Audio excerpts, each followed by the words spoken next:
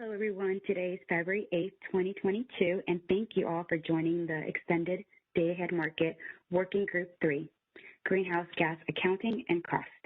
My name is Brenda Corona, and here with the Stakeholder Engagement Group at the California ISO.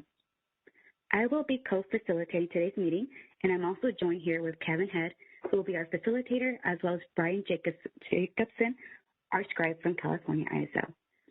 I do have a few meeting reminders that I will share on the next slide, please. And then for first agenda here today, we will have welcoming introductions, as well as from the next topic, we will have from Vijay for the greenhouse gas accounting and regional markets. And then next, we'll have a debrief and recap meeting with Brian Jacobson, and then we will have a discussion at the upcoming meetings. So this is just a reminder for this week only. We have one meeting today, and we will return to normal candidates for the 2 weeks per week, starting February 15th, next week. As these reminders these are working collaborating groups in order to foster open dialogue and sharing of ideas and perspectives. Please raise your hand if you have any question or comment at any time during the meeting, as the facilitator will call on you. As that when you do raise your hand, please state your name and affiliation so that we could call on you. And then lastly, this meeting is recorded and all video files posted on a corresponding working group webpage on our stakeholder initiative page. Stakeholders are welcome to present perspectives at this meeting, and please submit any request to present using the link located on the EDAM resource slide at the end of this presentation. And then our event producer will also be using the chat, and if you can have any questions to dial in, you can use #2 to also submit a question as well. As of now, I'm going to go ahead and kick it off to our facilitator, Kevin Head, to review the next slide. Thank you, Brenda. Just confirming you guys can see me. Yep, we can see you. Okay, cool.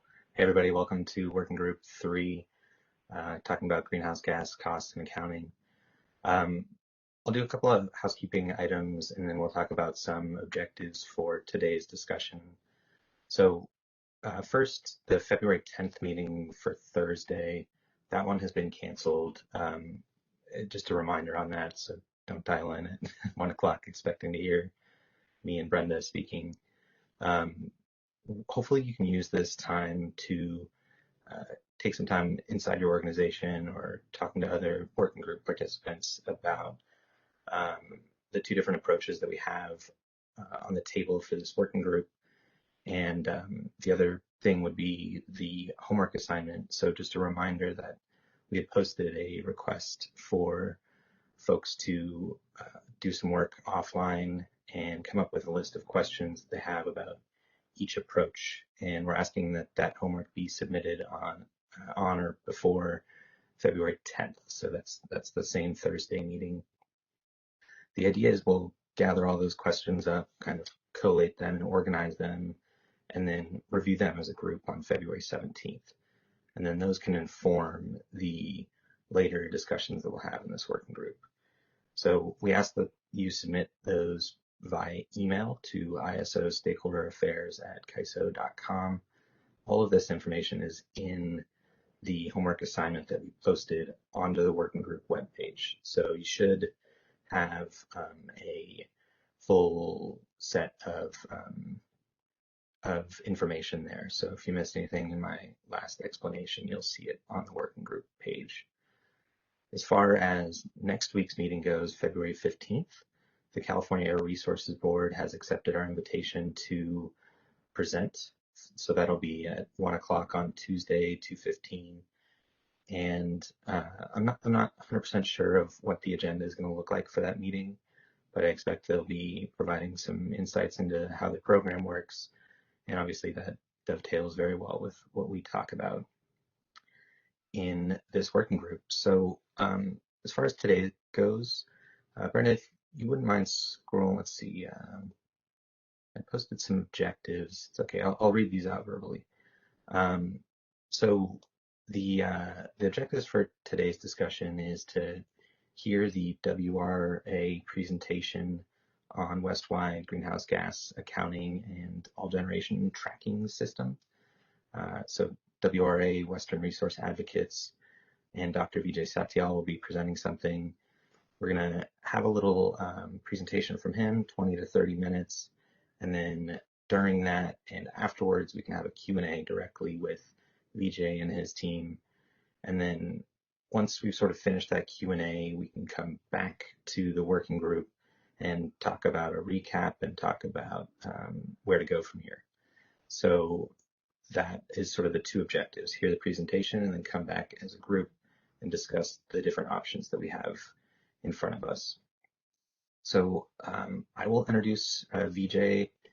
Vijay, if you wouldn't mind raising your hand so we can flag you so we can unmute you in a moment. So Dr. Vijay Satyal is the Regional Energy Markets Manager at Western Resource Advocates.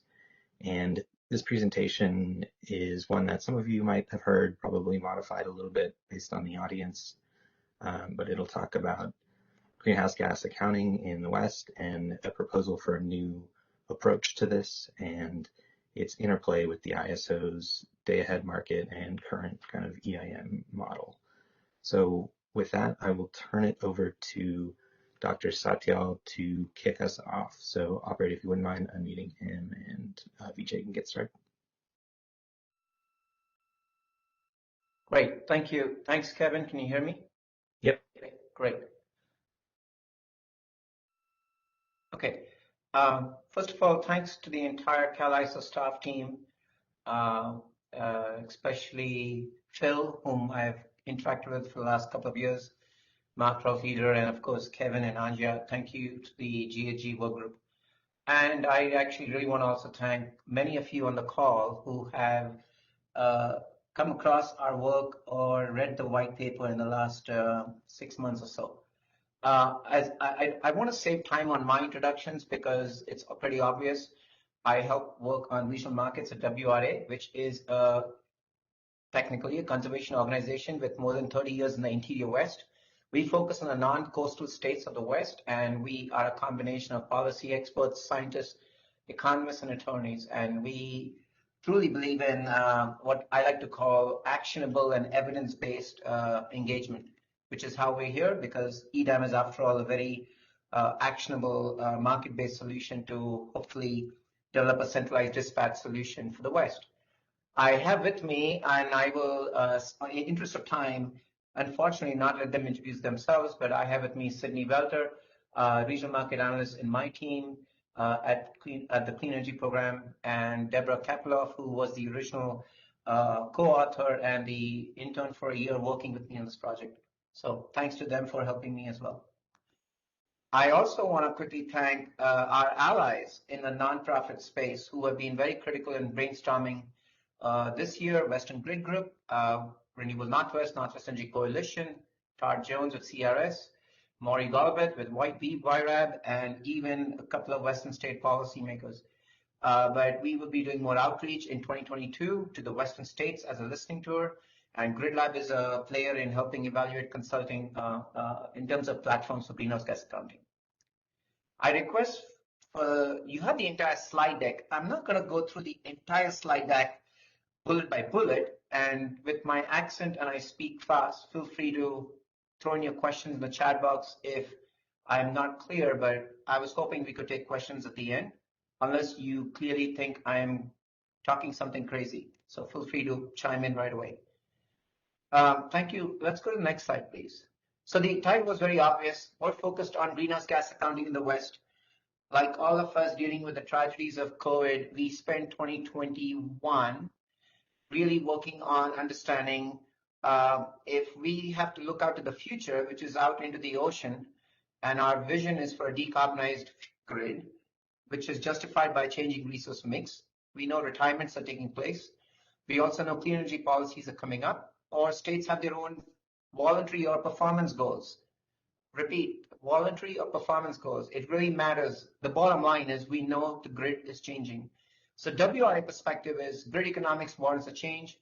We definitely want regional coordination, and markets is a means to decarbonization. Market is not the end goal. And that's the WRA and hopefully other NGOs perspective. I will not quote them on that. But generally, the Western public interest organizations believe in we need to respect states' compliance goals, state elected officials, public policy goals. We need to respect RPS goals where they are, so many nuances to it. But we do feel a West-wide, consistent greenhouse gas accounting platform is essential. Next slide, please. From my time at WEC, 4 years, I have learned a bit about reliability and seen reliability studies where clean energy policies, programs, or retirements make a big difference. So this is a white paper. It's on our website. If you go to WRA and you just type greenhouse gas accounting white paper, it should show up. And we have some fact sheets. We have an issue brief, and we have even an FAQ, which is on me. I need to get it up. But our main theme and focus for today's presentation also is how can you develop whatever optimization agreement happens with the EDAM process. If we're going to have multiple markets in the West, which I prefer personally there be one, but we prefer that be one accounting framework across the West. That will help everybody. You may have different ways of reporting, different valuations to be done on in market, off market, but robustness, practicality, and a singularity system. Next slide, please. So what are we talking about? When we envisioned this project in 2020, August actually, pre-COVID, and COVID is important when I bring that up twice already, is that there was lack of information on how we can have consistency of accounting for greenhouse gas emissions. Thanks to CARB, in a CNNE workgroup presentation last year, one of the CARB scientists admitted and acknowledged that we need a larger West-wide system to track this, and we all know that. Every utility knows that. WR's had a total of 16 briefings across energy groups, public power, investor-owned utilities, merchant power, transmission owners, and they've all agreed that if there's one place we can submit our information or provide reporting, that would help us as well. There is also a commingling with good intention, of RPS laws in terms of when there's no other instrument in place, you're using RECs for measuring greenhouse gas reductions or especially avoided emissions, and that can create nothing wrong with it if that's what a certain state X or Y or Z wanted, but it creates a challenge for how you really track greenhouse gas reductions versus what is true clean energy generation. Having worked on RPS laws way back in Oregon in 2008, 9, 10, I understand the nuances of RECs. I understand the bundling, unbundling policies. And therefore, we are focused at a wholesale level. We are focused on if market operator CalISO is to develop a regional market in the West, and we have another market operator comes up with another structure, how they can inter-coordinate, how they can work with states, and how the states can plug in and get the information they need. So partly our proposal and our framework has two parts to it. Accounting, that's open for discussion. What will be part of market function or not? And I really thank Mary Vinke on this. She's been consistent for the last year and a half, bringing this up as what is the role of market and what is not. I think that's a very fundamental policy issue to talk about. Another one is tracking and what ultimately you follow up, the breadcrumbs that you follow after it falls off the table. We do feel there should be a consistent tracking framework. There's no debate on that one. So that's a WRA position. We can evolve and change. I'm learning a lot. Our team is learning. So let's see where we go. Next slide, please. So our end state is a tracking and accounting framework. Ideally, if it's part of the market function or interacts with a non-partisan reporting structure, that can make it work. We all hope EDAM does good optimization and ideally captures the externalities. I'm definitely using some technical jargon for those who may not be in the bit of the policy economic world, but I think you all know what I mean by capturing environmental externalities.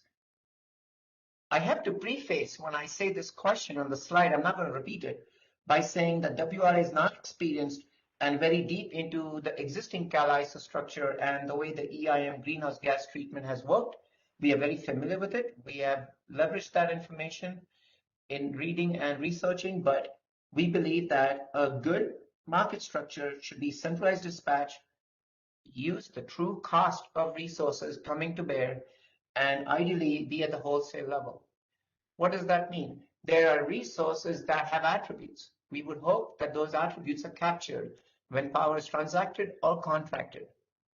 I'm also recognizing that EDAM has a bit of a spaghetti right now, my words, with a contractual system and a flow-based and how you make it work. However, tracking greenhouse gas attributes regionally is still going to be very important, and that's WRA's interest. Next slide, please. So we propose, next slide, please. Thank you. Thank you, whoever's managing the slides, I appreciate it. Is consumption-based accounting is our one methodological proposal, is focus on the attributes. We believe the load-serving entities will be vital and critical. It doesn't mean all the accounting takes place there. We also believe that if you have real-time fuel mix data available, that'll be better to use and leverage. When I end this presentation, I bet we're going to get a lot of questions, hopefully, if not, on many of the details, because we don't operate the system like many of you in the public power, the utility space, transmission owners, and renewable energy developers. But we do feel that all of you would benefit from a West-wide generation tracking system. So we're going out on a limb today, and we're sharing our opinion. It's not a firm position yet.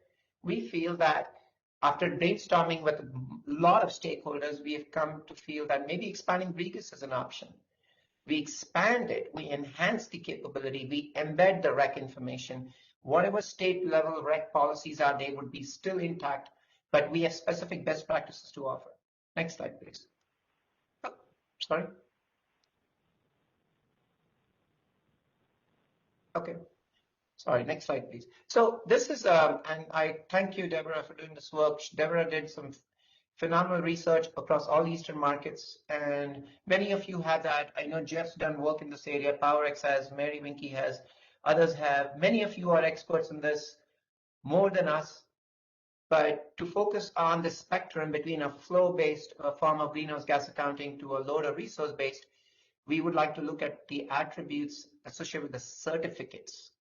Certificates would be, we already have the REC information. And for those who believe in I'm being too silly here. RECs is everything. The universe is all around RECs. Let's expand that universe and enter a new solar system. So we would like to recommend a generation certificate attribute system that embeds REC information.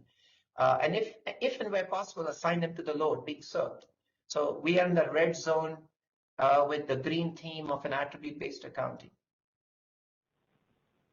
Can we go to the next slide, please? Thanks. So I'm not going to repeat this whole thing. This is extra information for you, but there is an umbrella of terms here, but we're focused on what is consumed, delivered, sold to, or serving load.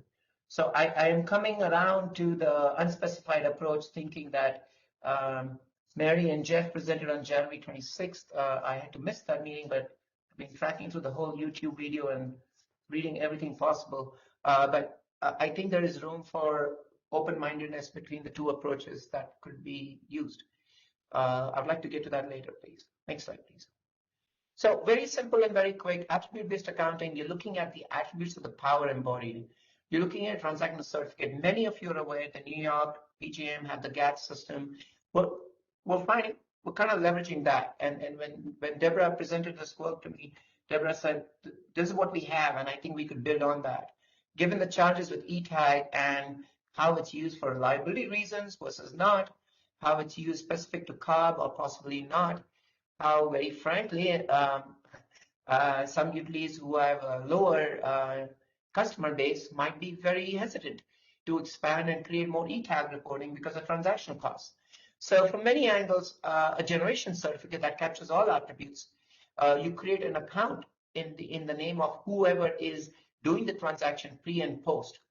That's something to think about. I've not forgotten a good comment from Mark Rothleader a year, 3-4 months ago, quoting Mark, no worries, is that as you expand the market, you may have more unspecified power. You may not be able to track the source to sink. So that's a very good problem to keep in mind. I do feel still that a generation certificate would be valuable in the West, and that includes everything, and including that the current REC system includes. But you have other information too. Next slide, please. So this is an example from the New York GATS. You have the slide deck, please. You can look at it more, but to the left, you can see what the description is for the identifiers. and what the generation certificates would include. You can, as you can tell in the middle, there's REC information in there. So if there's RECs associated with the power that is non-emitting and non-clean, which would be bye-bye nuclear, you would have that information. If it's clean under the different state rules, what is nuclear, you would have that too. If you have pure fossil fuel, you'll have that too. I'm not trying to make this sound simple and it's all taken care of, but that's what we think. There may be many nuances here that we have not thought about. I'm openly admitting our naivety on the nuances. And I will defer to all the REC experts on REC aspects to this. I just want to clarify that you have a generation certificate. Ideally, if it's pre-dispatch organized, and then post-dispatch you settle, but we can get to that in a bit. Next slide, please. Oh, and I'm sorry, I didn't even realize my video is not on, but I hope that's okay. So this is the whole description across the 3 Eastern markets, how they do this. This white paper, again, I repeat, is on our website. We did this for the benefit of the larger West. You're welcome to look at it and give us feedback. At the end, we have an email address for giving feedback as well. I'm not going to repeat through this all, but this is just context that we leveraged. Next slide, please. So what are we getting at? I think I'm like 10, 15, 12 minutes into our presentation. I just want to highlight things that I hope you will all agree on. If we're all on these calls giving so much valuable time working with CalISO and we would like to see the EDAM work, we want it to happen. Let's hopefully see these are the common principles that have come across. Practicality and capturing regional transactions, flexibility, consistency, and transparency. I think Regis has over time built that credibility and definition of role.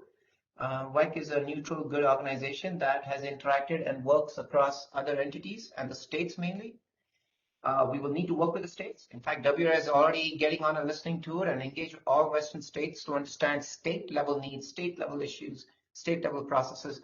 But I really think that whatever CalISO staff work on for the EDAM proposal, try to keep this in mind, because even if you choose not to include greenhouse gas settlement in the market functions, if you're reporting out and what you present out doesn't capture these themes, it can create a higher degree of inertia and lack of motivation for clean energy development to contribute, and even for fossil fuel development, by the way, who would like to ensure that they are understanding what the ramifications are of fossil fuel dispatch.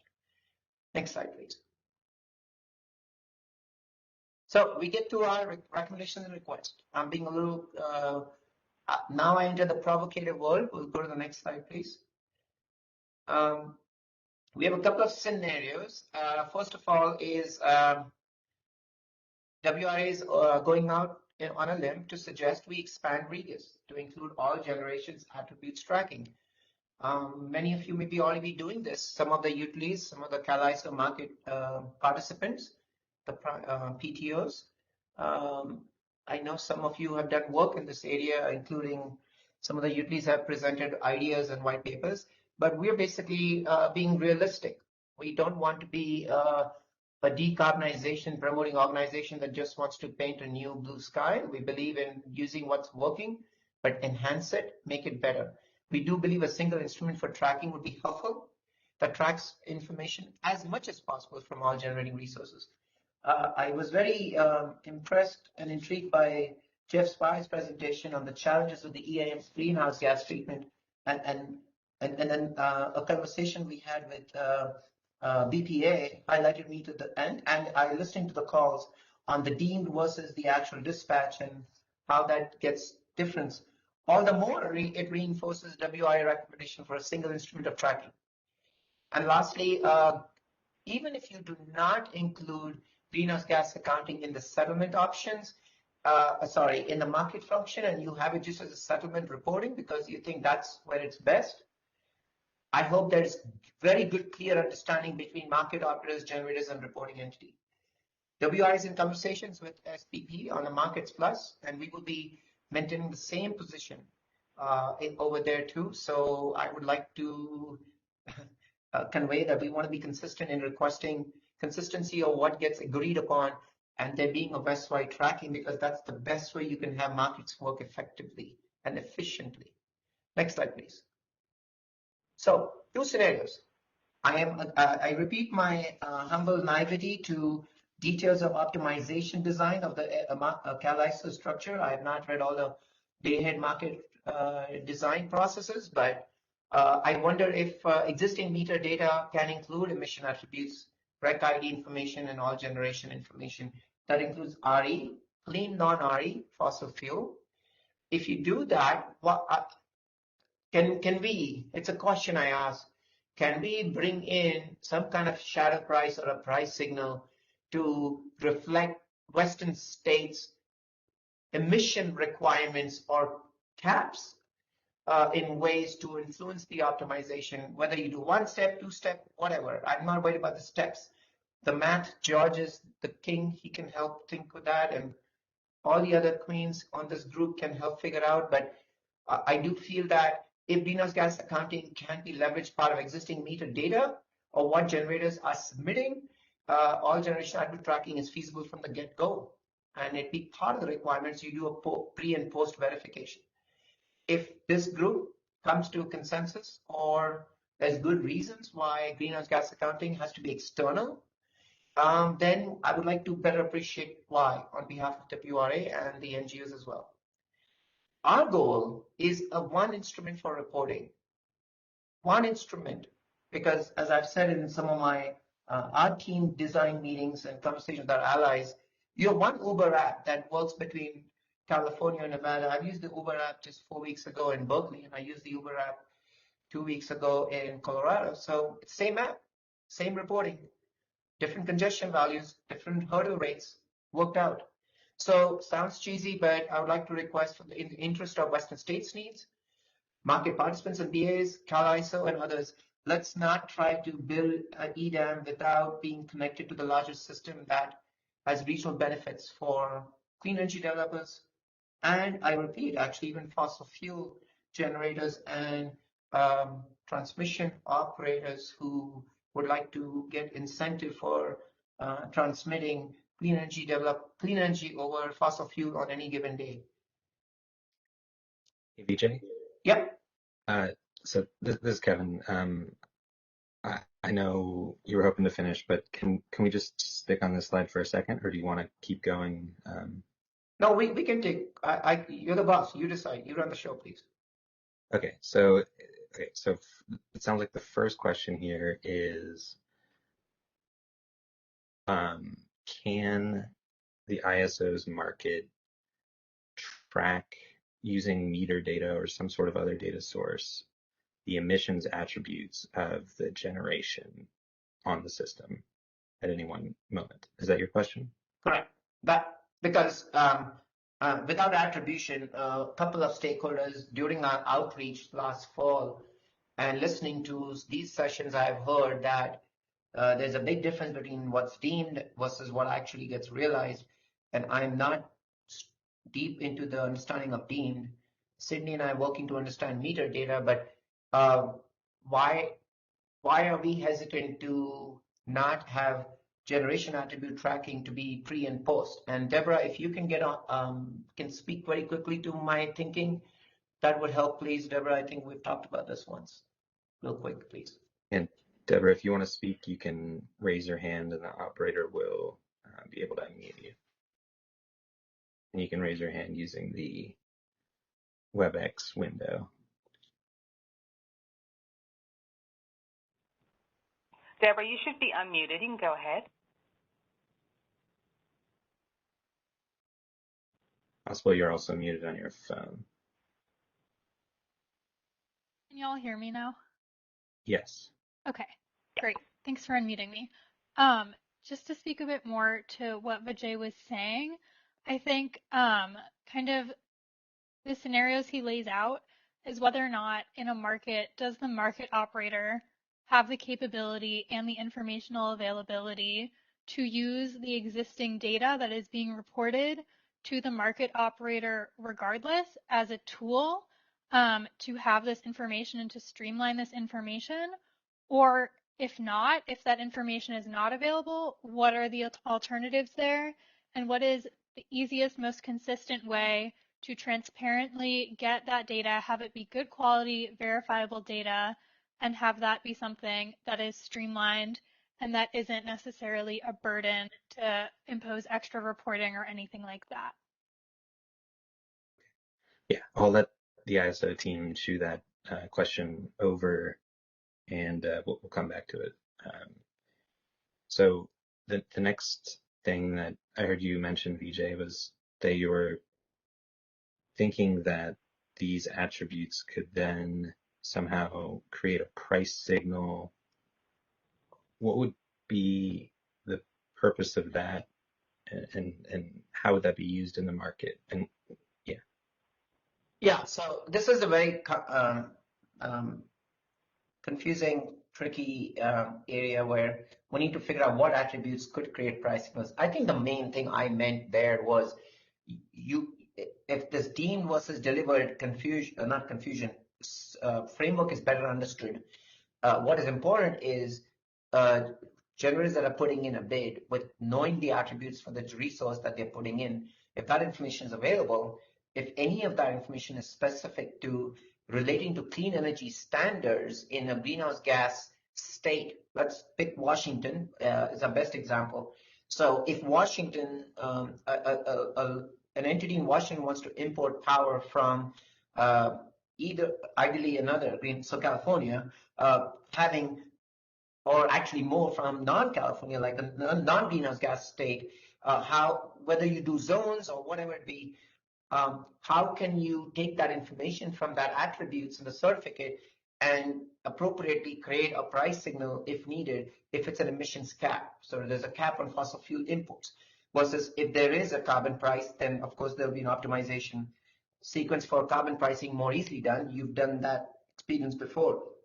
So all I meant is, will there be an add-on benefit of having a pre and post attribute accounting certificate created that allows you to have information available that you turn into a price times quantity signal into the optimization process if needed to reflect the requirements of the state. However, we as WRA is very open and practical to doing out of market settlement for RPS, especially if RPS requirements cannot be factored into optimization. The goal of an optimization is efficiency, centralized dispatch, and we hope pick the best resources, which includes decarbonized resources in the long term. So that's where I'm coming from.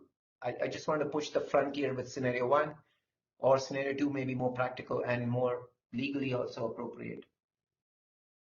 Gotcha. So I see that Jeremy Weinstein has his hand up, and I'll call on him in a moment. Thanks for being patient, Jeremy. I'll give George Angelidis the floor real quick as a sort of a technical perspective on this. George, can you go ahead? Yes, thank you, Vijay. This is George Angelidis. So I'm trying to see how we could interface this approach with what we have presented earlier as the resource-specific greenhouse gas attribution, and the mechanism that we are looking for in that resource attribution is to find an optimal separation or distinction between the energy that is scheduled at a specific resource that is deemed to serve load in a greenhouse gas regulation area versus the remaining of the energy that is serving a load outside of the greenhouse gas regulation area. And this is primarily driven by the greenhouse gas bid adder in that proposal. And the connection that I see here with your presentation and your ideas is that essentially you may be suggesting that we don't really need a bid. We don't really need the participant to bid what they think their costs are. We can actually calculate this cost instead of a bid. We have a cost that is driven by all this information that we track for each resource. Am I wrong in this assumption? Is this how you see it as well?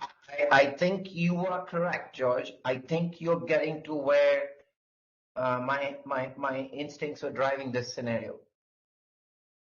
Okay, thank you. Okay, so I think there's a technical question here, which is, do we track meter data? And is that resource specific? And do we store the attributes of resources like the fuel type and the emissions rate? The meter data, as far as I understand, is resource specific. So it's a particular generating resource. We also have a number of, a large volume of data stored on each resource in our master file. The completeness of that information, and in particular the emissions rate, I'm not sure if we have that for every resource, because we would likely only need that for resources that have to comply with CARB's cap and trade program and mandatory reporting requirements. But that's my speculation here. So is that answer your question for scenario one? Yes, it does. And for resources you don't have information because you only focus on CARB obligations. If generators participating in EDAM outside California get involved, it is one step of extra work, but you can get that information and get all that knowledge in there. And we are still, WI is limited in our knowledge of meter data and what all information is available. But if it is more than just generator information, that would really enhance and help. So quick answer to your question, yes. If generators and participants are willing to provide that extra information for non-CARB and non-California based resources, but I think that some proxy assumptions can be made in those instances. There's work to be done, but I think if you already have existing meter data that provides you in a master file, good sets of information, I think that can be leveraged to populate a generation attribute certificate. Okay, and then there was a question of pre-dispatch and post-dispatch reconciliation.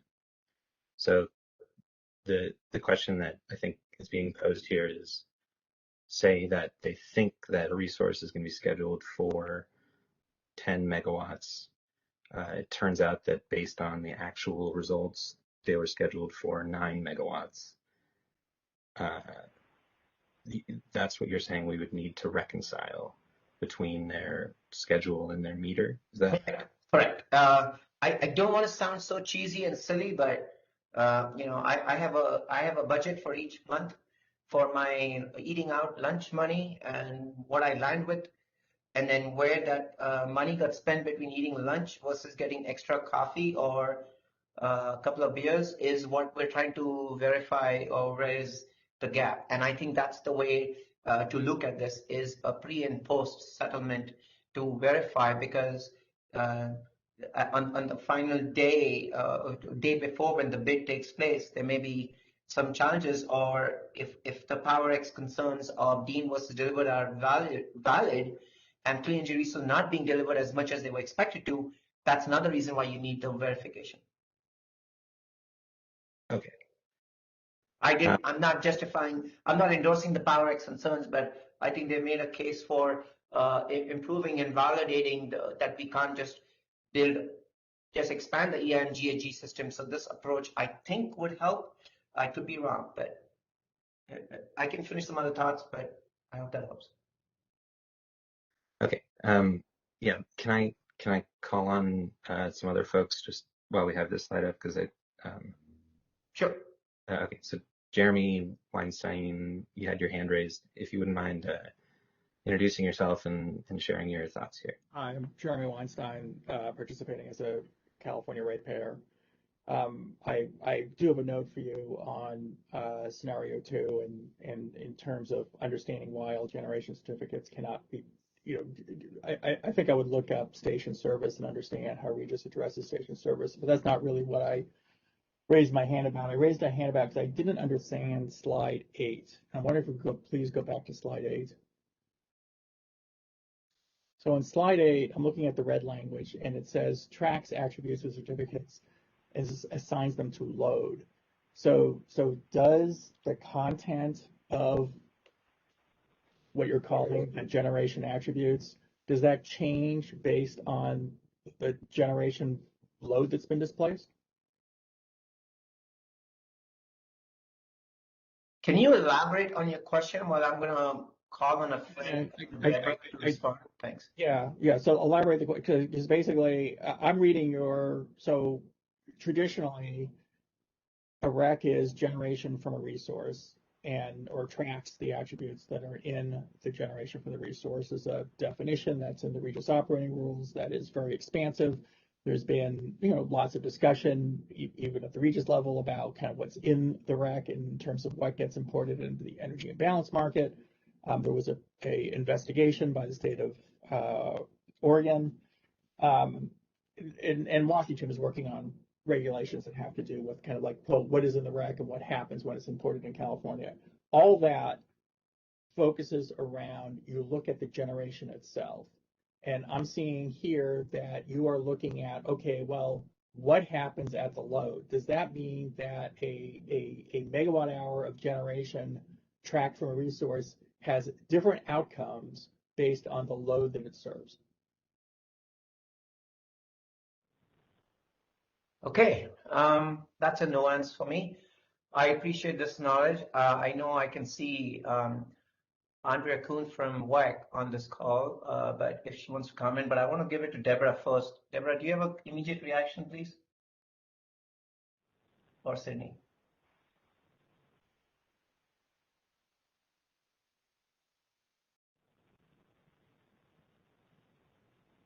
Deborah, your line's unmuted. You can go ahead. Okay, great. Thank you. Hi, Jeremy. Thanks for that question. I think you're getting at quite a few different concepts here, but largely it has to do with the rules surrounding RECs and how RECs are treated in different states. And we really don't want to interfere with that in doing this accounting. So I think your question of do RECs have different outcomes based on where they are claimed? We're not trying to change that whatsoever in this accounting system. We're just trying to provide any additional information because sometimes RECs mean different things depending on different states, which I think you've gotten at in your question.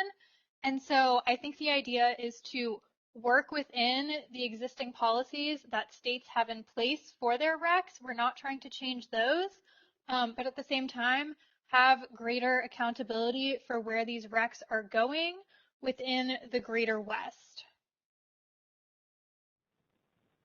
Yeah, I mean, I look at that and think, well, that kind of is the function of markets. So different markets in the West can decide to bid for what is represented by the REC currently based on what the outcome is for their load.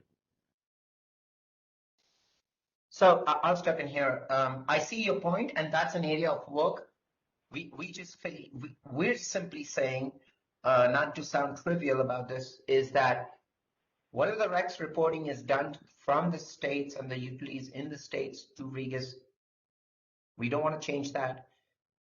If there is nuance with displacement and if that's part of the market impacts and market rules of the game, no offense, but that's a CalISO problem and we need to work with CalISO. But we're asking for an instrument to track this information at the wholesale level, and then if it's a third-party reporting or CalISO or Regis, that information goes there, and how they sort that out, that might be a separate a business procedure or a new compliance product agreement to be worked out with Regis or whoever.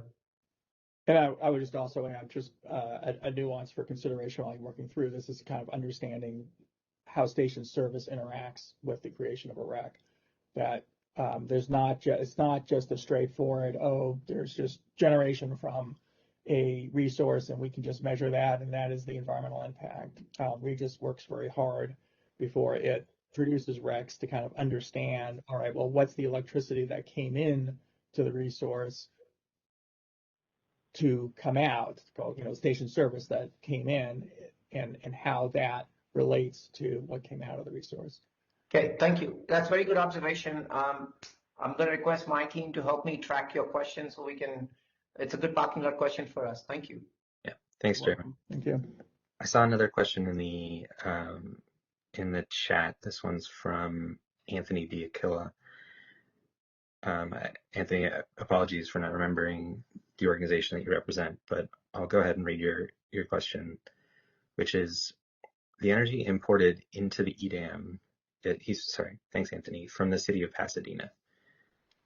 The question is, the energy imported into the EDAM is delivered to the ISO and eventually to serve load. With this proposal, how do you recommend that the generation certificate be tracked through the ISO down to the party with the greenhouse gas obligation/cost? I'm missing the connection between generating the certificate and getting it to the obligated party. That's a good question. I think that EDAM transmission work group is figuring out if I'm correct. I think the transmission allocation is at the BA level.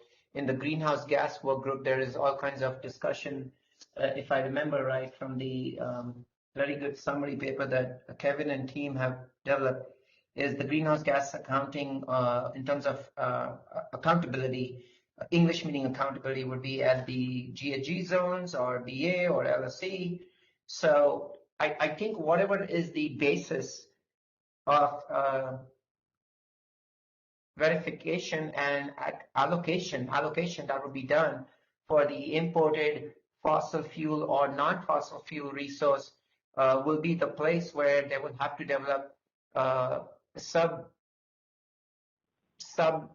BA, sub GHG zone or sub LSE level agreement or allocation of who's responsible for what share of this load being served that has greenhouse gas content versus not. I think we are trying to recommend that you are creating a certificate. If it's post-market dispatch, CalISO executes a day-ahead market, does everything, settles it. The load-serving entities or if they're part of the greenhouse gas zones, which I'm appreciating the unspecified approach more now, you would still have one consistent, if it's that approach, you have one hurdle rate between GHG zones or none, but ultimately somewhere that energy got transacted, somewhere it's being verified. So somewhere you will have to look at a all generation certificate that includes all the REC information or the RPS. If that REC got stripped and everything, then we in our white paper we proposed how to treat that associated certificate as well. So that's the nuance there. Okay, thanks, Anthony, for the question. Vijay, we're into the kind of the Q&A portion, but I want to get a chance to finish your presentation before open to if you don't mind. Claire and Mary who have their hands raised. And Jeremy, if you still have a question, you can keep your hand raised. If not, please lower it so we have a good sense of the queue. Okay, thanks. So go ahead, Vijay, and then we'll make sure to give Claire and Mary. Claire. I seek an exemption or waiver to answer any questions from Jeff, Mary, and Claire because they're too smart for me to answer any questions. But next slide, please. That was a bit of satirical humor. So we also feel part of the reporting there should be some best practices. And from the bottom to the top, in red are essential. If you truly want a good regional market in the West, whether you believe in an RTO today or a day-ahead market, this is a presentation about WRA work. Thank you for this chance to present, but we do feel that these best practices need to be essential to whatever market structure gets built in the West. Whether you want consistency or you want guidelines for unspecified power and also making sure where there are federal requirements, you are aligning with them. The compatibility with state goals, that's very debatable. Could be an out-of-market settlement, separate rules and process gets set between a state and REGIS or any third-party XYZ system. CARB had a very valuable perspective is we don't want to get lost in translation. Therefore, we need a singular accounting methodology. The nuance is the word accounting. So a part of accounting could be you reflect the externality into the optimization. Part of the meaning of accounting could be post-optimization only. So that's we're open to either way to go as long as we get things done well. Next slide, please. So very quick, I'm ending with this. Some of the utilities already know about this because we've met with the utilities. The NGO community is very aware of this work. We are starting a listening tour to Western states, regulators, decision makers. We have a bit of a spreadsheet created of key players in different states to engage.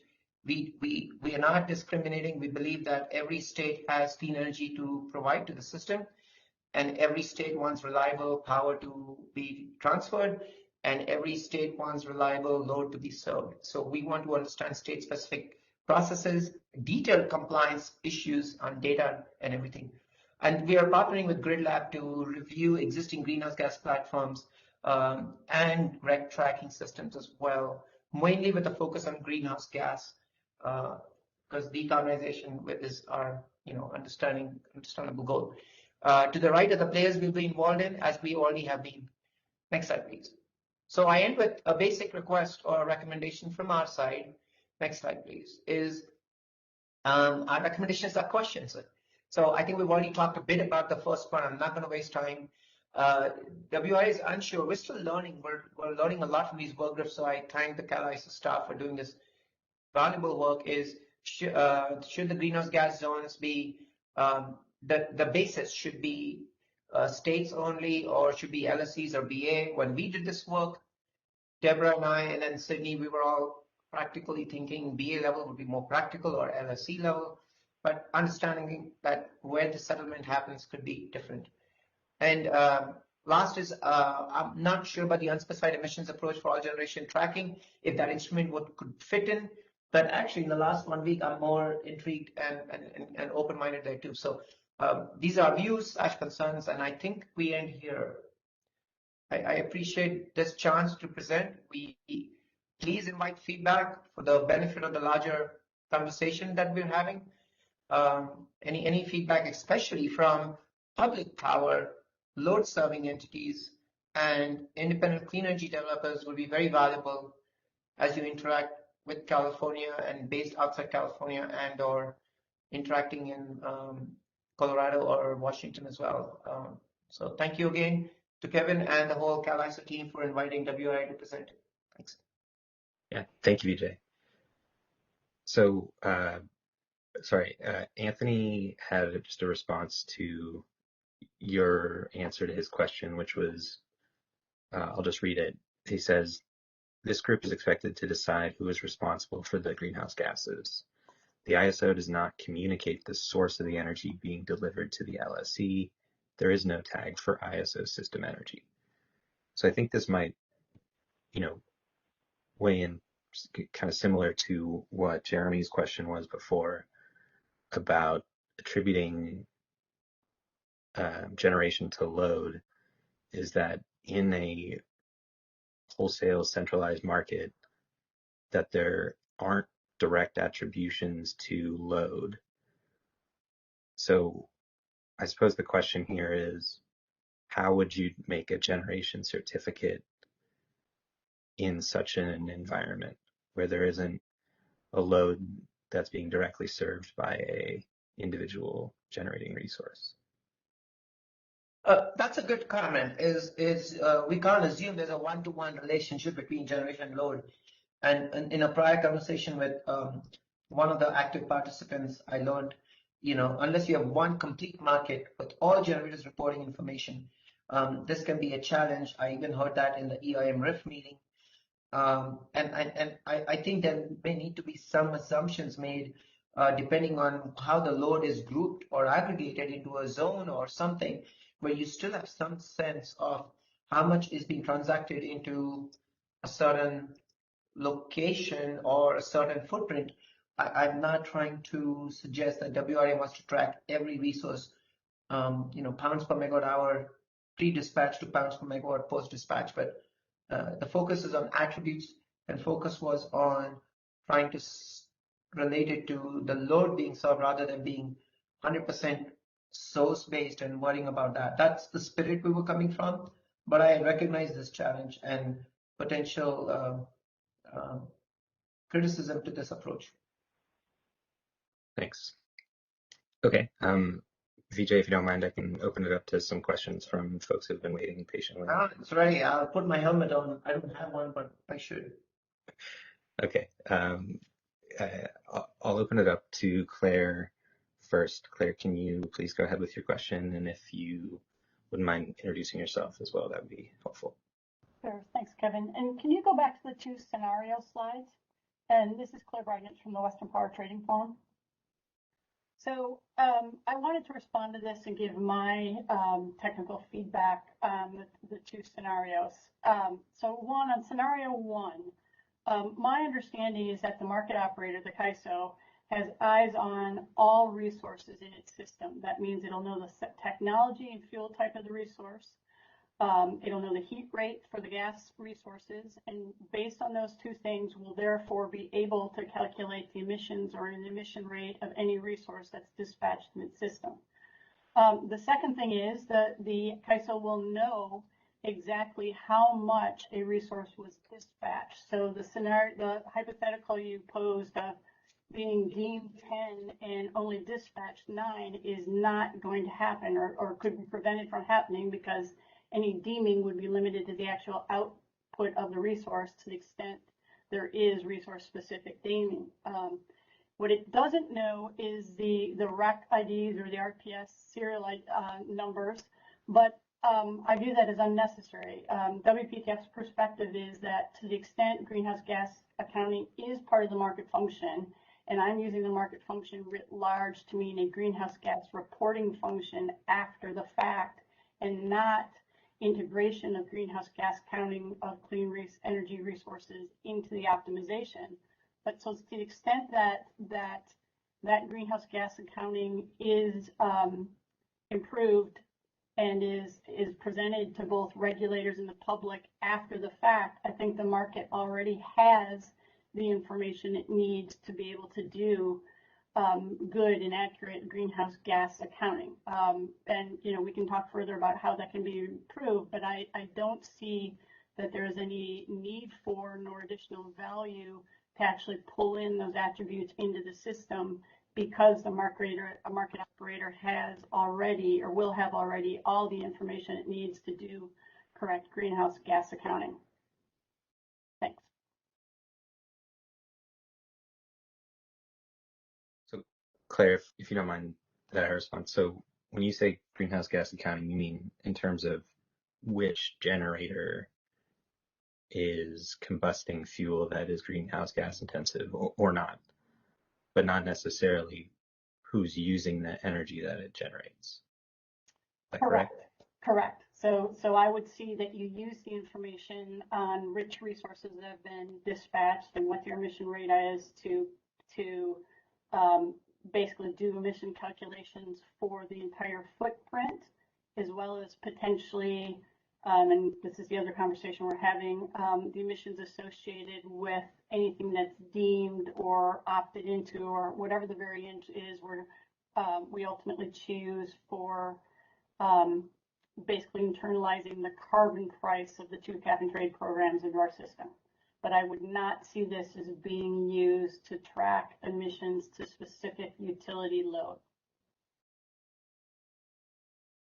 Gotcha. So what would be the purpose of tracking it at the point of generation if most compliance programs are based on what the load is consuming, setting aside the CARB cap and trade program in California and potentially the one that's being constructed in Washington? Question back to me? I guess to either Vijay or yourself. I'll just, since I'm on, just tell you my perspective. I mean, I would anticipate that programs like Washington or Oregon or whatever that are doing accounting at on a load basis would need some means to attribute emissions to utilities that purchase out of this market for compliance with their state programs. And I would see that to the extent that those utilities are purchasing power that is not essentially REC or CETA compliant in terms of zero emission power that is tracked by RECs, that there would be a need for some sort of emission rate or residual emission rate out of the EDAM footprint that can be used for the utility accounting. But I would view that as, I would see that as a system-wide calculation for the footprint that then those utilities can use in reporting to their regulators. Okay. Yep. Vijay, do you have any thoughts before I move? No, I don't have any. I think Claire offered a good response to that dialogue. Thanks. Okay, thanks. So Mary Winkie, would you please go ahead? Sure, thanks, Kevin. And I'm going to spare Vijay because I have more of a comment than a question here, and I think it dovetails a little bit on what Claire was saying. And Mary Winkie, and I'm with the public generating pool. I mean, I think I agree with Claire in the sense that there's potential value in a GAT system or having kind of, a comprehensive certificate-based system across the West. Sort of what we've talked about a little bit, Regis, but more than Regis. I think, though, what a GAT does not do that we've been talking about is the hard work of how do you figure it out, how to allocate the certificates to individual entities and individual loads once they've been created. And I think that, to me, is the really hard question in terms of the reporting and compliance with state requirements and, the compatibility across the requirement of programs when you're talking about different states' perspectives on tracking RECs or tracking emissions associated with imports. And I think that a GAT's going to be a tool to help, but I also think that first you kind of have to make a decision about, how is that allocation? What are the assumptions around that allocation and how those certificates are going to be allocated across load? And my understanding of how the GATs evolved in some of the East Coast markets is, that you had an entity like PJM who really had a big footprint, and it made sense because PJM had the generation data that it could create certificates. But in fact, the whole purpose of doing that certificate-based accounting and the tracking was to actually avoid or, separate that tracking and reporting from the dispatch. So I think there's a lot of good components here and things to talk about, but I just don't think it completely kind of solves the problems that this group is really trying to tackle. So this is Vijay. Thank you. And Mary, I've heard this before, and thank you again for consistently clarifying this. I'm going to go a little on the limb and be a little provocative in saying, fully agree with you. However, there is a reality on the table that states also have to come up with ideas on if they want a state clean energy standard to be in place that manages import restrictions on fossil fuel. What requirements of information will they give to a market operator?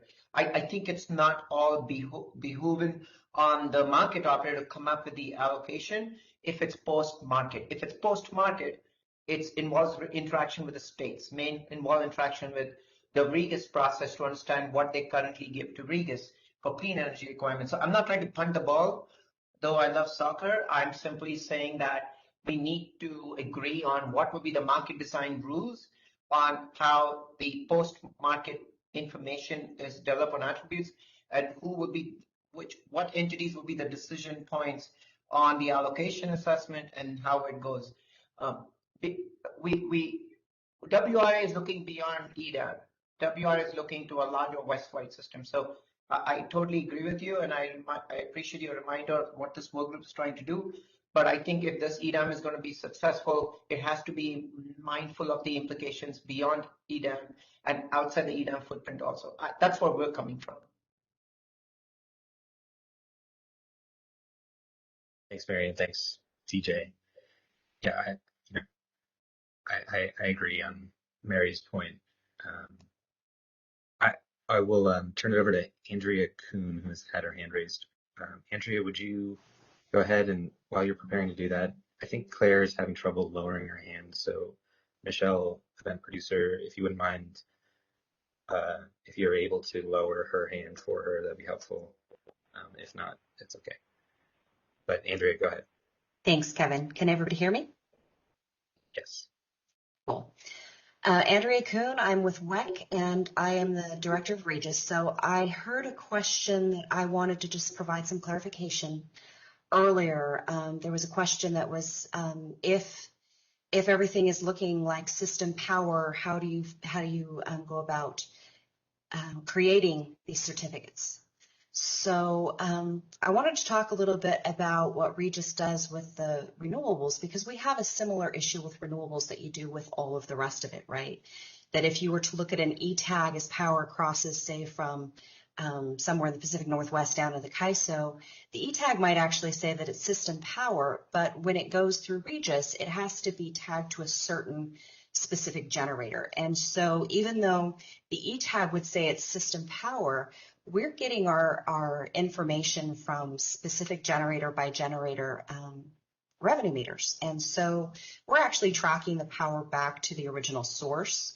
And so if that was what this group decided they wanted to do, I'm assuming we'd be doing something very similar for all of the other resources that we do for the renewables, which is track it back to the revenue meter on the specific generator, so that there would be really specific information about what generation sources were contributing, instead of something just being attributed to system power. It would literally be tracked back to a specific generator.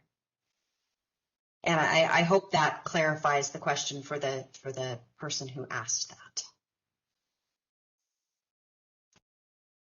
Thanks. So that would track it outside, like transactions between balancing areas, correct?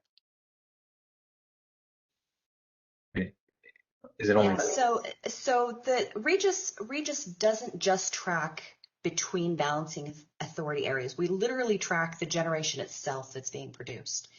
And so our data doesn't necessarily then track what's with what's on an E-tag, although we do some E-tag data as well, but it literally is to show what generation is being produced at any given period, right? So for example, for wind facility in take your pick, maybe State Line up in the Pacific Northwest for the month of December, what was the actual output of that facility in megawatt hours?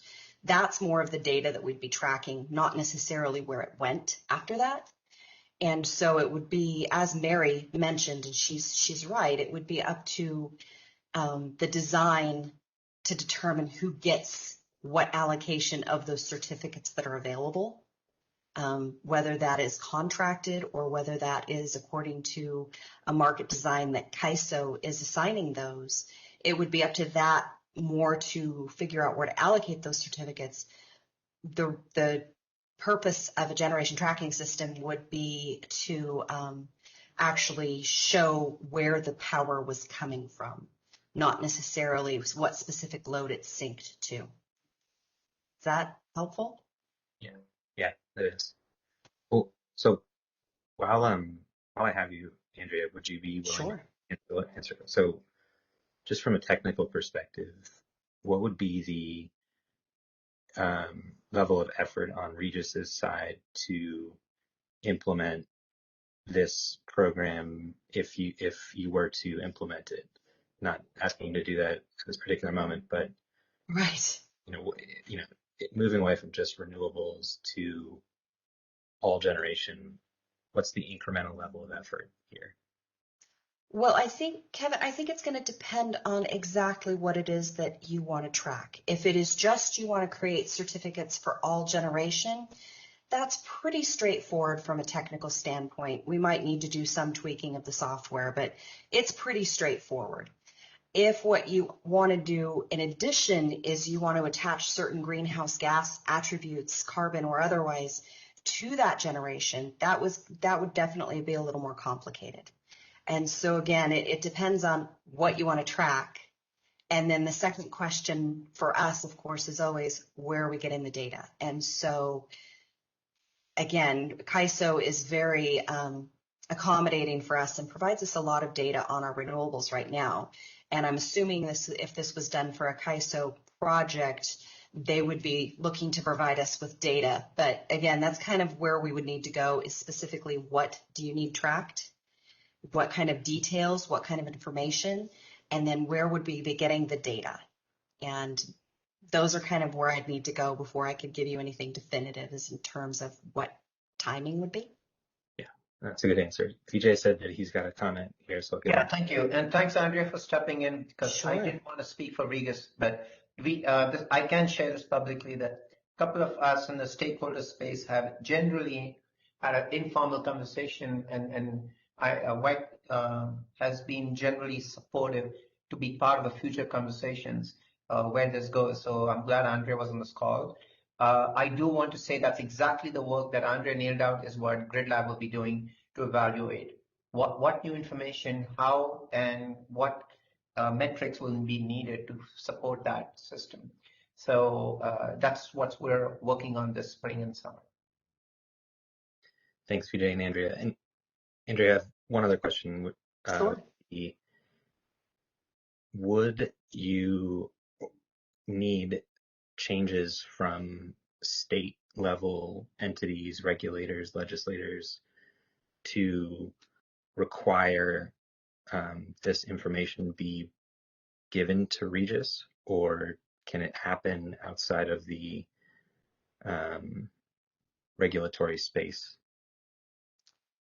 I would say it can probably happen outside of the regulatory space, because what we'd be talking about in this context would be for a market-based purpose, and your participants would maybe be required under your rules to participate rather than under regulatory rules.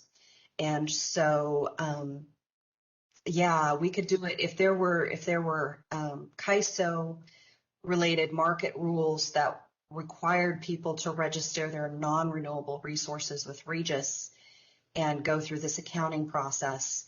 We could do it outside of the regulatory process, but again, it wouldn't necessarily, we wouldn't necessarily be able to provide any sort of guidance as to what the allocation methodology should be if the regulatory environment was not a part of this. Okay, yeah, thank you. If I may do a non-debatable response to that, is it would be in the market participants' interest if they are regulated to work out some allocation approach or work to get the blessings of the regulators or their city board or co-op commissions to figure out what their stake and their impact would be, because it could add the credibility and the legality that is needed. But I appreciate Andrea's perspective here. We haven't reached out to Andrea directly on this paper we were going to, and we just reached out, but I appreciate this perspective. Thanks. So I have another question for you, Vijay, if you'll permit me. No, I'm here. Thank you. Cool. So the question on my mind is if you could just help clarify. So a major effort in this group is to come up with a market optimization design for an extended day-ahead market and potentially a change to the EIM too. How would this particular proposal help us in that effort?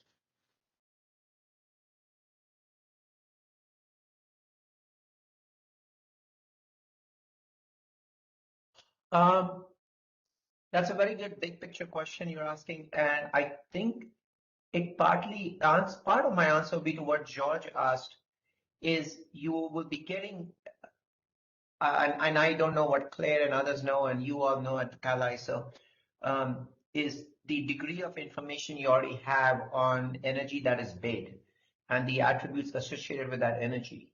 I think when having in your mind the instrument that will need collection of information for verification associated with emission attributes and non-emitting attributes of energy beforehand could help inform and design the information needs into the meter data, even if you are not doing a pre and post verification of greenhouse gas accounting, whichever way you land on the optimization methodology. But if you are especially going to use the unspecified approach, I see some value in this instrument being helpful. If you're going to use the resource-specific approach, but you are now dealing with states having information they need for compliance, I still feel this big picture consumption-based and thinking of instrument would be valuable, and expanding an existing instrument will ensure that RPS and rec policies in different states are not lost. So it's mainly about information availability and leveraging where price signals will go with it.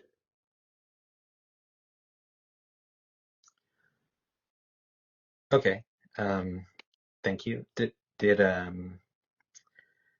Another question would be, and because you brought both of the two approaches that we've had on the table, would this proposal be,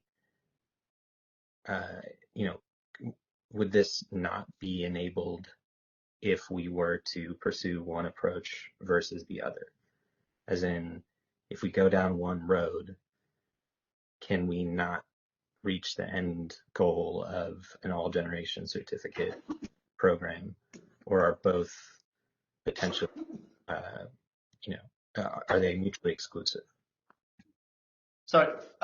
Yeah, so I really like the table you made, Kevin, on the specified versus unspecified. I'm going to give you a diplomatic answer. I don't feel we are informed enough. We're doing a lot of follow-ups and debrief and thinking, and the WRI team has to brainstorm too. But I look at the issues to the left of that table, and I'm not going to comment on which methodology is perfect for this instrument or thinking, but I think the three or four deal breakers will be the accounting availability in terms of what is used, GHG zones or the frequency, the accounting area, the emissions attribution mainly, of course, obviously, and maybe to some, and of course the settlements, because costs are also important for utilities who have a skin in the game and have to pay for extra reporting. So these are the four areas where I feel are going to be critical. I do think there could be ways to bring in clean energy requirements, not RPS, clean energy like emission caps or other things into a price signal for optimization. But either way, these four would be areas where one has to keep in mind in how best to use this approach, but it should work. I'm starting to feel that the unspecified approach might be able to leverage this more easily, but I could be wrong, and I don't want to come down on the sword on that one yet, please.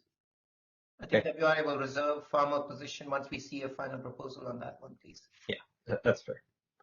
Okay, I have one more comment to read, and then I have one more hand raised, and then Vijay, if you don't mind, I'll take it back for a debrief. That's fine, thank you. The group. So I'll go ahead and read another response from Anthony from Pasadena, from the city of Pasadena. And his comment here is the ISO does not differentiate between green or non-green and which LSE received it. I am not aware of anyone reporting or claiming green energy that they received from the ISO. Contract and meter and e-tags are what's needed for REC renewables. And I assume he's talking about in California. So just a comment there. And the last hand I have up is Todd Jones. So I'll unmute Todd Jones, and then we will thank you afterwards. So go ahead, Todd. Thanks, Kevin. Can you hear me? Yes. Yeah, thank you so much. This is Todd Jones from Center for Resource Solutions. And if you don't mind, Kevin, I have a number of thoughts to share here. First, we really appreciate the presentation. So thank you, Vijay. RECs are important in a conversation about GHG attribution in EDAM.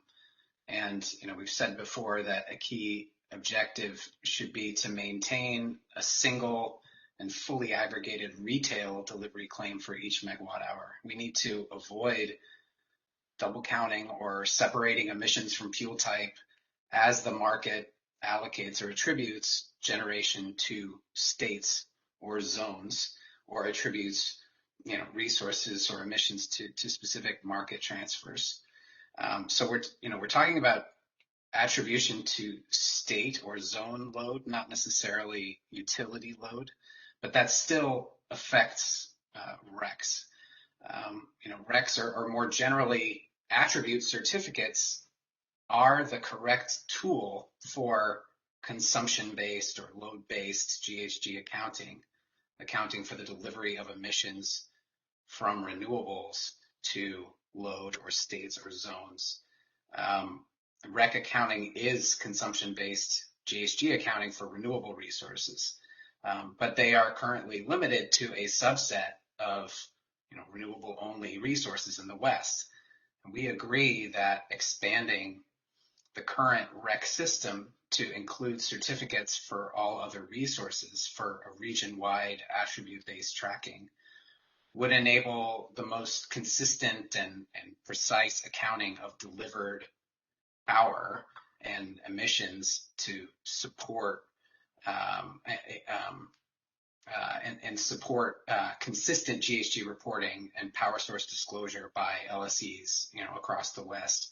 And specific benefits might include, an accurate region-wide residual resource mix based on unused certificates representing generation that was not included in specified transactions, which would be allocated to unfulfilled load and could be used for unspecified purchases. It could also produce a market-specific residual mix with information from the market. And expanding Regis to an all-generation system, I think, is the clearest path to region-wide tracking. But it would require a coalition of willing states and programs, as well as interstate cooperation and data sharing. So I think the questions for this group are, what should EDAM rules say about Regis or an expanded Regis? And how integrated into the market should certificates and attribute-based accounting be? For example, should RECs be tracked through the market, or generation certificates be tracked through the market? One of the options I think that WRA is presenting is they could be separate, and in which case all generation tracking in Regis might address how utilities buying power out of the market and states accounting for market imports know what they're getting. But we have a situation where several state programs require either bundling or procurement or proof of delivery of the energy from clean or renewable resources to their state or to load, in addition to the certificate, like reporting for imports in the California Cap and Trade, or like primary compliance under Washington's CETA program. So the question is, how would the market serve those programs if the attribute-based accounting was entirely separate from the market? There would still be the question of how, will the market report market imports to CARB, and whether and how it can be used for primary CETA compliance in Washington. So, WRA, I think there was a diagram, I think it was on slide 10, where it says, economic dispatch, and then that's it. I'm not so sure. I think there may still need to be some attribution in the market that uses or is linked to certificate. So, all generation tracking in Regis might be necessary, but perhaps not sufficient for harmonized region-wide accounting that meets the needs of different states. I think at a minimum, all the states, everyone would have to agree to use certificates for load-based compliance and tracking and reporting, and then everyone would have to participate in the tracking system. And to get to a fully expressed kind of East Coast model where all power transactions happen through the organized market, all attribute transactions happen using certificates and RECs, and they're not transacted at the same time in the day-ahead or real-time market, I think that would require updates to state programs. So I'm going back to the question of, what should EDAM rules say about Regis or an expanded Regis, and how should EDAM use an expanded Regis? Our perspective is that we at least are not proposing that RECs or certificates be tracked through the market. I think you have the problem that RECs are created after real-time and day-ahead transactions, so REC ID information cannot be included in the transaction. WRA has asked about the possibility of this pre-dispatch issuance and post-dispatch sort of true up in Regis. I don't know that we think that that's necessary, and I'm not sure that Regis can operate like that. And in general, delivering RECs seems burdensome to market functionality. We've simply suggested coordination with Regis. So sharing market data with Regis about renewable generation that's been deemed delivered or attributed to certain zones or states, and identifying the RECs associated with that generation in Regis after the transaction of the energy. And if there's an all generation tracking system, then that can be data about all generation attributed to those zones or states, and identifying the certificates associated with that generation in the tracking system. And I think that EDAM can help mitigate confusion and help protect the integrity of retail claims by clarifying that ownership of the attributes is not included. There can be attribution, but that doesn't confer attributes or represent the transfer of the property rights unless and until the Regis certificate is transacted. So the retail claims have to stay with the certificate. But in general, I think that could allow states to use RECs to account for renewable purchases or transfers or imports through, though perhaps not in a single transaction or at the same time as the market transfers. And states could require, either facility-specific RECs, if that's possible, to identify the facility or the REC associated with a specific transfer, or potentially, EDAM RECs, or RECs from the pool of, out-of-state EDAM resources. And areas outside the GHG compliance area can see and choose to do whatever they want, choose to avoid, for example, RECs associated with transfers to the GHG compliance area. And of course, in the future, if California and Washington programs are linked to form a combined GHG compliance area, then the RECs associated with transactions to the combined compliance area could be used in either California or Washington, provided there's no other attribution. And then finally, on the unspecified approach, we think that all generation tracking could work with the unspecified approach. My understanding is that the unspecified approach wouldn't directly affect RECs. It's effectively just a carbon price.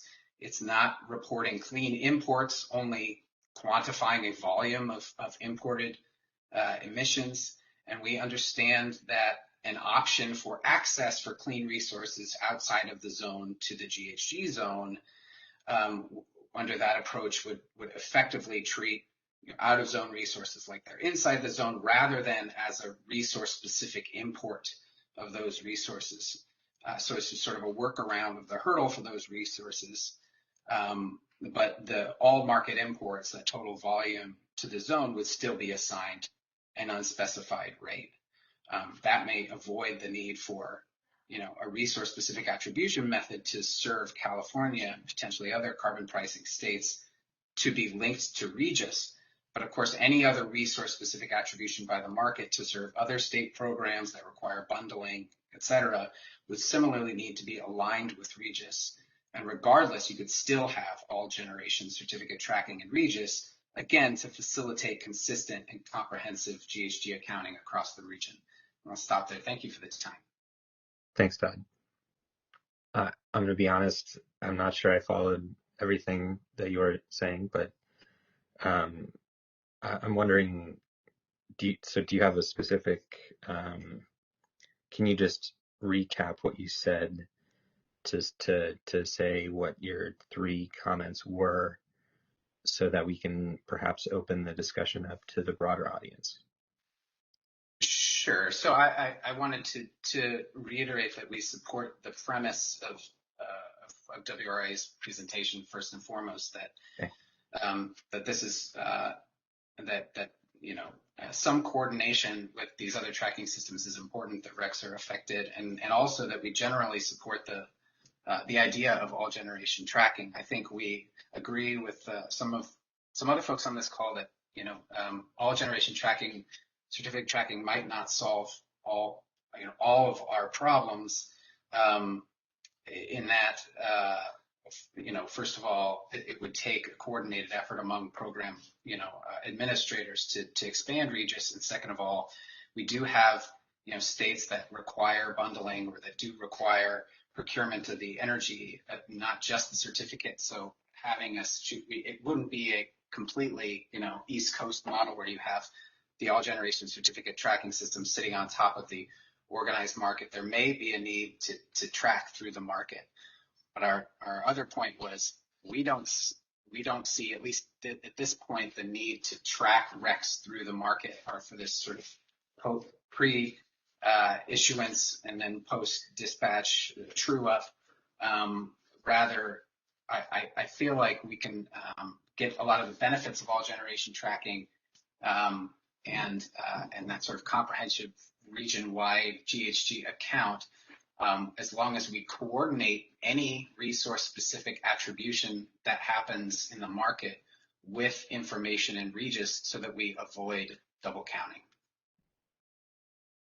So I'm confused. How would we track that in the market and then also have Regis track it? Like, what's the interaction there? So if there's so resource-specific attribution, for example, the deeming approach to California, I think that in order to avoid, double counting, there would need to be sharing of the data from the market about renewable resources that were deemed delivered to California with Regis, so that we can identify the RECs associated with that generation in order for programs specifically to prevent those RECs from being used in their programs outside of the GHG compliance area. Does that answer your question? Yeah. So, I mean, it sounds like would be required to avoid double counting is for the ISO to, if a resource specific approach is being used, to provide that information to Regis. Okay. So and I understand. I mean, I'm aware that there may be some challenges with this, including that it may not be able to assign market attribution data from the optimization to individual certificates due to the timing difference between transactions and REC issuance. And there may also be some confidentiality concerns with making RECs associated with market attribution public information in Regis. But I think that those may be things that we can discuss and potentially address. Would that discussion need to take place as part of a design discussion of an extended day ahead market? Or is that really something that needs to happen outside of the ISO's efforts here? I think this is relevant to EDAM rules and market design. First of all, it does depend on what sort of attribution, whether attribution is resource specific or not. And then, if a resource specific attribution is chosen, or if there's any other kind of resource specific, attribution that's involved in sort of market, in market functionality, then I think that affects the RECs associated with renewable generation that's participating in the market. And so I think that there should be some market rules and at least some conversation at this level about how to coordinate with Regis or how to prevent double counting associated with that generation. Does that make sense? Yeah. So we already have a resource-specific attribution approach in the EIM. Right. And are you saying that because the ISO isn't coordinating sufficiently with Regis, that there is double counting, or that we could improve the reporting somehow to discourage or completely eliminate the potential for double counting? I'm not going to go as far as to say that it's that the resource specific attribution currently in the EIM is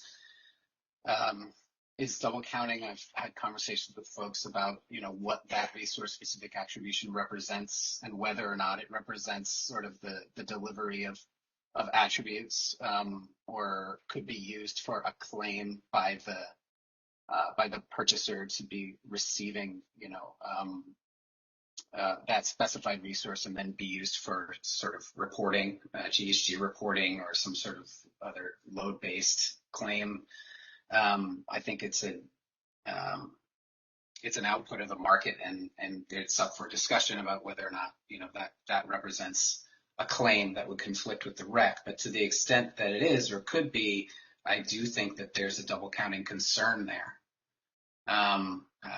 If you have the rec and if the rec could go effectively to a different party or in a different direction from that resource specific attribution, and that's a renewable resource. Yes. Okay, thanks. So we're not gonna have time to get to the slides that I had drafted, which I think we can push to the 15th. So Vijay, while I have you, I did have another question come up offline, which was the question is it seems to me that the proposal of an all generation tracking program is premised on the idea that we can really track all generators, but I think it's safe to assume that the extended day ahead market might not have 100% West-wide participation on January 1st, 2024. So how would this system work if the ISO did not have transparency into the, all generators across the West? Yep, perfect. Good question. If the person is willing to disclose identity, I would love to know so we can follow up to engage more. Totally okay if it's anonymous. What happened when the EIM started? There was no greenhouse gas treatment being managed and accounted for before EIM. That included non-California entities, but CalISO came up with a way to do it. Now we are in a very interesting time in the West where we have another market operator is wanting to play and provide day-ahead contractual arrangements for many entities in the West. So if I look at a Venn diagram and I have 100% of all generators and I have 60, I'm just throwing numbers out, please, totally, please, fictitious numbers.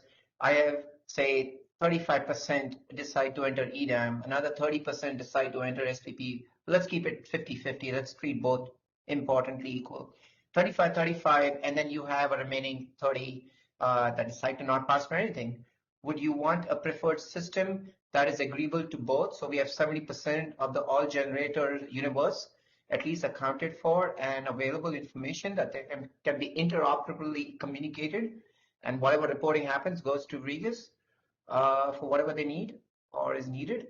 Or you would like to try to not even capture that 70% or 30% in case of EDAM. So my WRA view is that you have to start somewhere. EIM started somewhere. If you're developing a new framework for the EDAM, this is the chance to do it in a way keeping in mind the 1 minus EDAM framework so they can leverage. And the last thing I want to bring up is, what about many load serving entities or utilities that may not be participants in the EDAM because they're not part of the EIM family, but they may be third-party participants, external participants. or clean energy developers, and they may want to leverage it on a voluntary basis for their own accounting. So I'm looking to that too. Thank you. Thanks, Vijay. Yeah, I guess my reaction would be, so if the ISO is only reporting 30% of the necessary data in the West, does the program still stand up?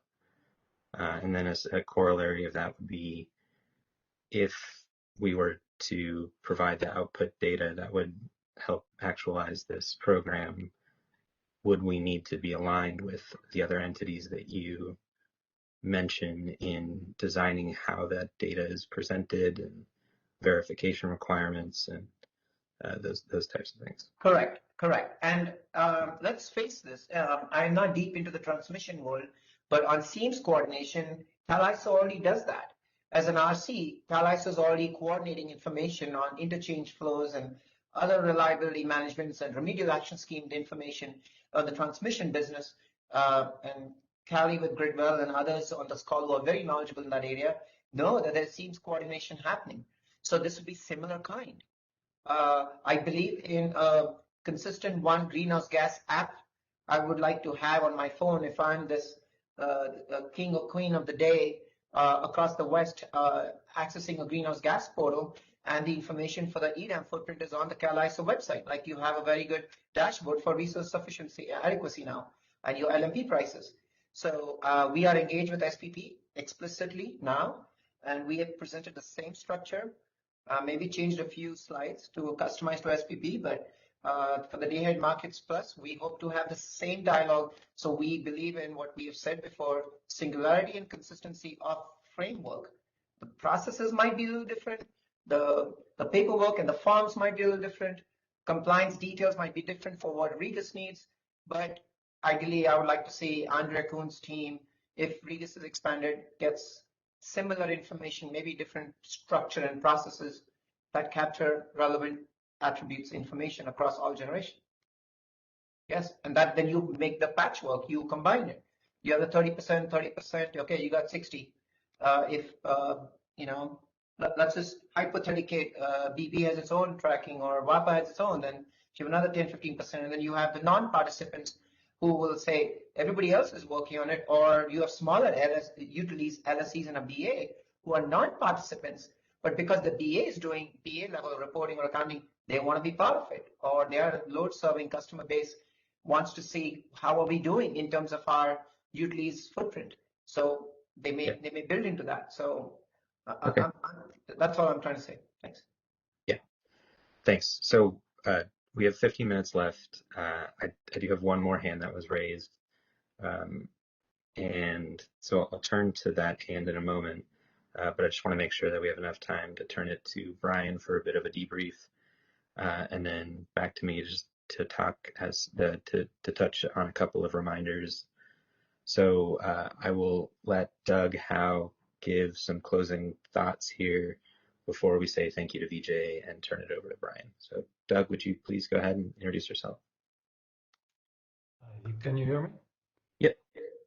Great, thanks. So I really want to thank the Western Resource Associates group for putting this forward. I think it's going to be very important for those states outside of California that have clean energy standards and GHG reduction standards, and there's quite a few of them. They are going to need a way to be able to track emissions coming into them through the market that are fossil-based. The RPS question, which I've talked about before, is more difficult to deal with because of the nature of the way load-serving entities outside of California are meeting their RPS requirements, which is almost entirely through long-term must-take contracts.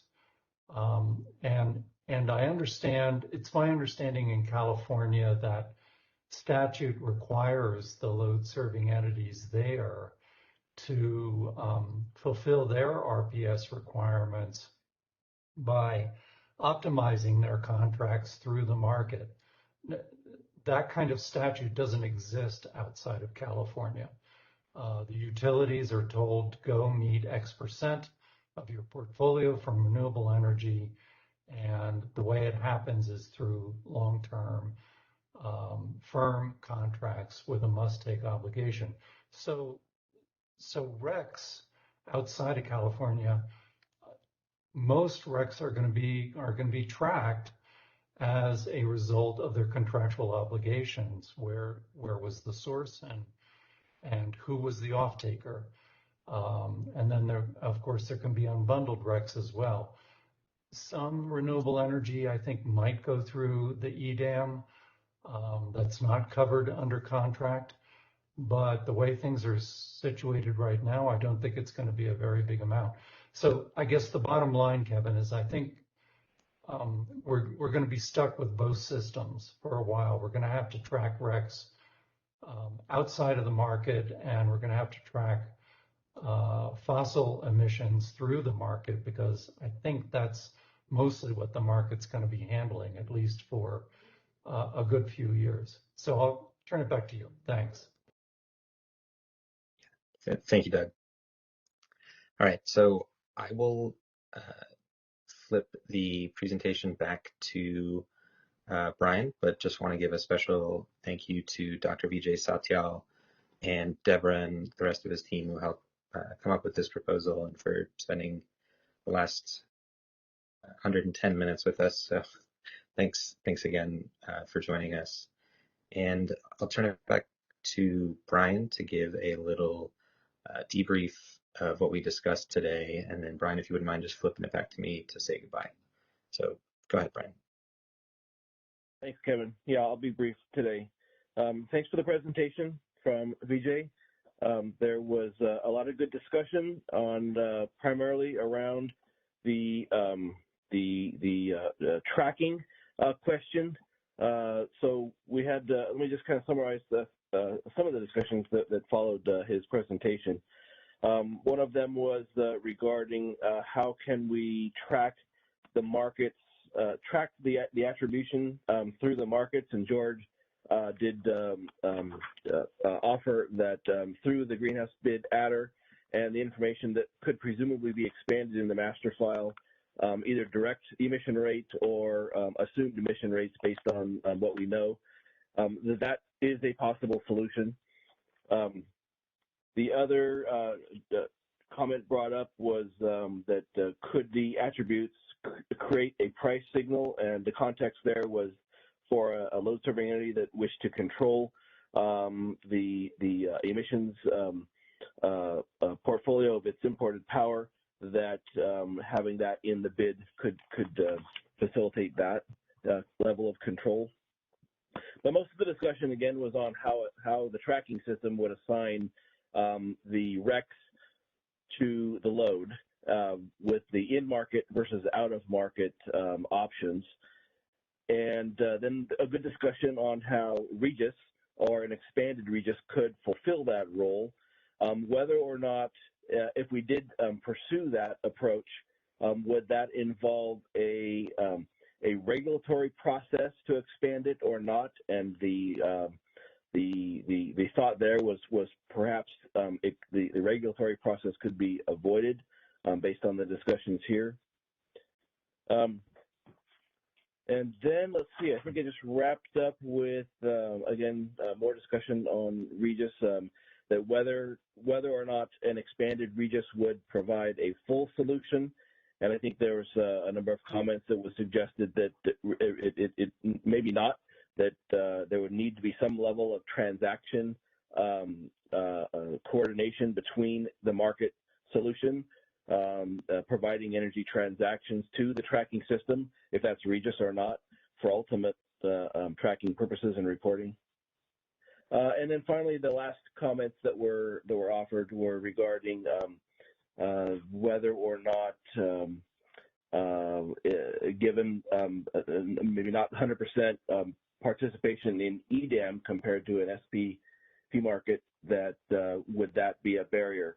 And I guess the discussion there was perhaps not. We start as we did with EIM and comply with or support the programs that that we're initially participating and build from there. And I think that's all I have, Kevin. Thanks. Back to you. Great. Thank you, Brian. So thanks everybody for joining today. A reminder that Thursday's meeting is canceled and we're asking you to do a little bit of work on your side, either responding to the homework assignment or just thinking about the different approaches that we have on the table. If you do want to submit your homework assignment, please do so by the end of the day on February 10th. If it's late, I'm not going to turn it away, but we'd appreciate some time to review the questions that are being submitted so that we can have a robust discussion on the 17th. We will be hearing from CARB on Tuesday, February 15th. They've accepted our invitation to present, and we aren't 100% sure on that agenda, but we'll hopefully have some information to post beforehand. So with that, I will wish everybody a good week, and we will talk on the 15th. So thank you very much.